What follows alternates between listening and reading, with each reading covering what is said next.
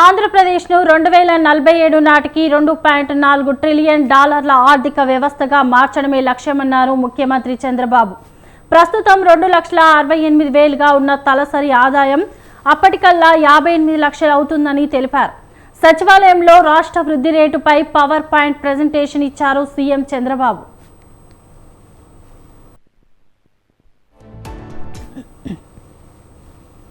ఆంధ్రప్రదేశ్కు పోలవరం జీవనాడి అన్నారు ముఖ్యమంత్రి.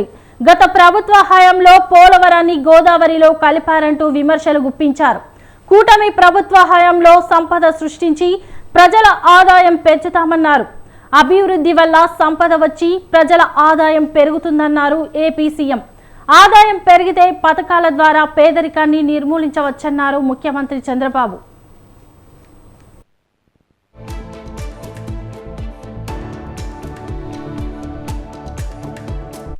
15% ఈ సంవత్సరం 12.94 వచ్చిందంటే ఇప్పటికే దగ్గర 4 లక్షల కోట్ల రూపాయల పెట్టుబడులు వచ్చాయి.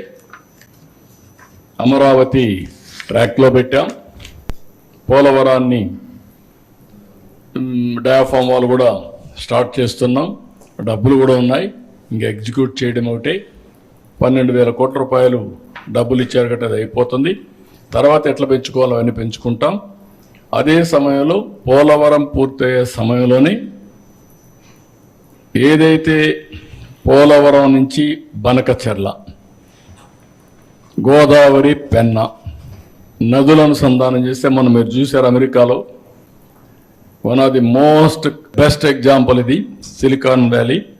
సిలికాన్ వ్యాలీలో నీళ్లు లేకుండా డ్రై అయిపోయి 4 లక్షల కోట్ల రూపాయల ఆస్తి బూడిదైపోయింది.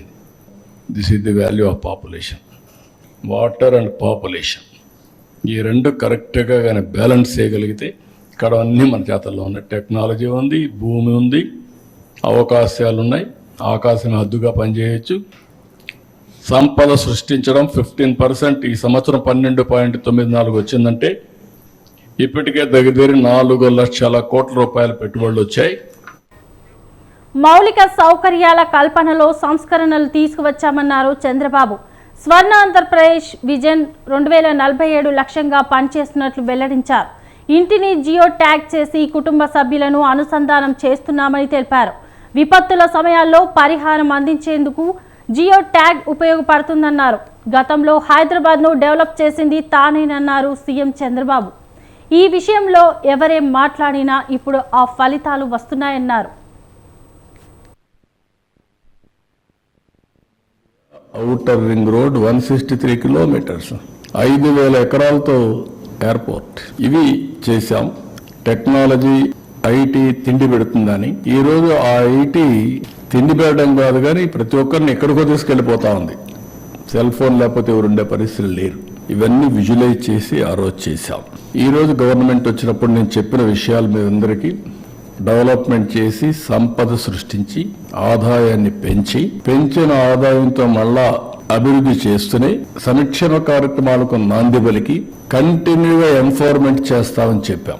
అదే మరిగా వచ్చిన 7 నెలల్లో Swarnandhra wealthy, healthy, happy family ధ్యేయంతో ముందుకు వెళ్తున్నామన్నారు సీఎం చంద్రబాబు.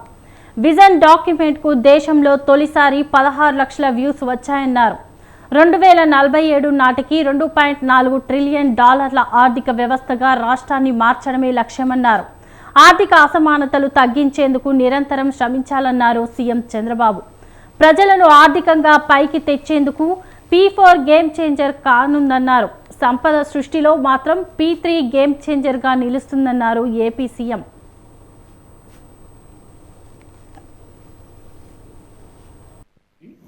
ఆర్థిక అసమానతలు తగ్గించడం కోసం నిరంతరం పనిచేయడం. హై నెట్వర్త్ ఇండివిజువల్స్ ఎవరైతే డబ్బులు బాగా సంపాదించారో వాళ్ళు, ఎవరైతే అందరికంటే కింద ఉండే వాళ్ళని మెంటరింగ్, లేకపోతే వాళ్ళని ఏ విధంగా మీరు పైకి తీసుకురావాలో ఒక కార్యక్రమం తీసుకొని చేయమంటున్నాం. ఒక ఆర్గనైజేషన్ కావచ్చు, వాళ్ళ యొక్క ఆర్థిక వనరులను బట్టి, వాళ్ళ శక్తి సామర్థ్యాలను బట్టి, వాళ్ళ విల్లింగ్నెస్ ను బట్టి, ఎబిలిటీ అంటే ఒకసారి కెపాసిటీ ఉంటుంది. ఆ కెపాసిటీని బట్టి నేను పూర్తిగా టైం చేయలేను, అదే డబ్బులు ఉన్నాయి. డబ్బులు ఉన్నప్పుడు నేను ఒక సీఈఓని పెట్టి నేను గైడెన్స్ ఇచ్చి ఆయన ద్వారా చేయించుకోగలుగుతాం. బట్ సాటిస్ఫాక్షన్ ఉంటుంది నాకు. సిఎస్ఆర్ ఫండ్స్ ఉన్నాయి, ఇవన్నీ పెట్టి P4 అనేది ఒక గేమ్ చేంజర్ గా తయారవుతుంది. P3 is a game changer in creating wealth. సంపద సృష్టించడానికి P3 పనిచేసింది. P4 అనేది జనాభాని ఒక ఆస్తిగా తీసుకుని అందరిని ఎంపవర్మెంట్ చేసి వాళ్ళ శక్తి సామర్థ్యాలు పెంచి శాశ్వతంగా వాళ్ళని ఆర్థికంగా పైకి తీసుకొస్తే that is the best society in the world. అందుకే గతేడాదితో పోలిస్తే ఈసారి 4.3% వృద్ధి సాధించామన్నారు సీఎం చంద్రబాబు. వృద్ధి రేటు 12.94%గా ఉంటుందని అంచనా వేస్తున్నట్లు వెల్లడించారు. 15% వృద్ధి రేటు సాధిస్తూ వెళ్తే ఏడాదికి అదనంగా 20,000 కోట్లకు పైగా ఆదాయం వస్తుందని చెప్పుకొచ్చారు ముఖ్యమంత్రి చంద్రబాబు. గవర్నమెంట్ అనేది వెల్త్ క్రియేట్ చేయడానికి జిఎస్టిపి, దేశం జీడిపి. మనం ఇక్కడ గ్రాస్ స్టేట్ డొమెస్టిక్ ప్రోడక్ట్ అంటాం. నేషనల్ లెవెల్లో గ్రాస్ డొమెస్టిక్ ప్రోడక్ట్ అని వారు చేస్తారు. దాన్ని ఎంతమంది జనాభా ఉంటే వాళ్ళకి డివైడ్ చేస్తే తలసరి ఆదాయం వస్తుంది. ఒకరికి ఎక్కువ ఆదాయం వస్తుంది, ఒకరికి తక్కువ ఆదాయం వస్తుంది. అప్పుడు అందరూ మనం ఎగతాళి చేశారు హిందూ గ్రోత్ రేట్ అని. అప్పుడు పెద్ద ప్రాజెక్టులు ఏం చేయలేకపోయాం. ఇప్పుడు గ్రోత్ రేట్ పెరిగింది. నేను అనుకున్న లక్ష్యానికి ప్రారంభించాం. దాని ఫలితాలు రాబోయే రోజుల్లో వస్తాయి. ఏ విధంగా నేను చేయబోతున్నానో నా అప్రోచ్ ఏంటో ఆ రోజు చెప్పింది. ఇప్పుడు జరిగేది ప్రజలకు కూడా ఎక్స్ప్లెయిన్ చేస్తే ప్రజల్ని పూర్తిగా భాగస్వాములు చేయడం. నేను చెప్పింది చాలా మందికి అర్థం కాకుండా వాళ్ళ వ్యూస్ నా మీద దొరుకుతారు. మంచి వ్యూస్ అయితే నేను సిద్ధంగా ఉన్నాను. మొన్న మేము విజన్ డాక్యుమెంట్ తయారు చేశాం. దేశంలో ఫస్ట్ టైం 16 లక్షల మంది వ్యూస్ ఇచ్చారు వాళ్ళు. నాట్ ఈవెన్ నేషనల్ విజన్ కూడా వికసిత భారత్. గత ప్రభుత్వ హయాంలో అమరావతిని భ్రష్టు పట్టించారని విమర్శించారు చంద్రబాబు. వైసీపీ పాలన ఉన్నప్పుడు ఎవరికీ స్వేచ్ఛ లేకుండా పోయిందని ఆరోపించారు.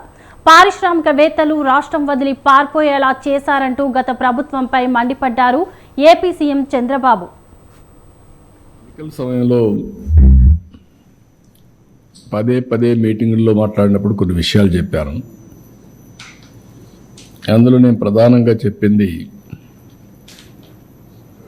ఆర్థిక వ్యవస్థ చిన్నాభిన్నమైంది. వ్యవస్థలన్నీ కూడా పూర్తిగా విధ్వంసానికి గురైనాయి. ఒక పక్క అమరావతి, పోలవరం, అమరావతిని 3 రాజధానులని 3 ముక్కలాటాడి ఫైనల్గా ఏది లేకుండా అమరావతిని సర్వనాశనం చేశారు, భ్రష్టు పట్టించారు. పోలవరం ఆంధ్రప్రదేశ్కు ఒక లైఫ్ లైన్, జీవనాడి. అలాంటి అమరావతి పూర్తిగా అంటే పోలవరాన్ని గోదావరిలో కలిపేశారు. ఎవరికి అంతుబట్టినటువంటి విషాదం అది. ఈ విధంగా ఒక్కోటి కాకుండా ఎవ్వరికి ఫ్రీడమ్ లేకుండా రాష్ట్రానికి రావాలన్నా ఈ రాష్ట్రంలో పుట్టిన వాళ్ళు భయపడే పరిస్థితికి వచ్చారు. ఈ రాష్ట్రంలో పుట్టి ఇక్కడ ఇండస్ట్రీ పెట్టాలి అని పెట్టిన వాళ్ళు వేరే రాష్ట్రాలకు పారిపోయే పరిస్థితికి వచ్చి తరిమేసే పరిస్థితికి వచ్చారు. ఇలాంటి సోమని సంఘటనలు అవన్నీ పోవడం లేదు. ప్రజలకు ఒక్కసారి గుర్తు చేస్తున్నా. నేను ఎన్నికల సమయంలో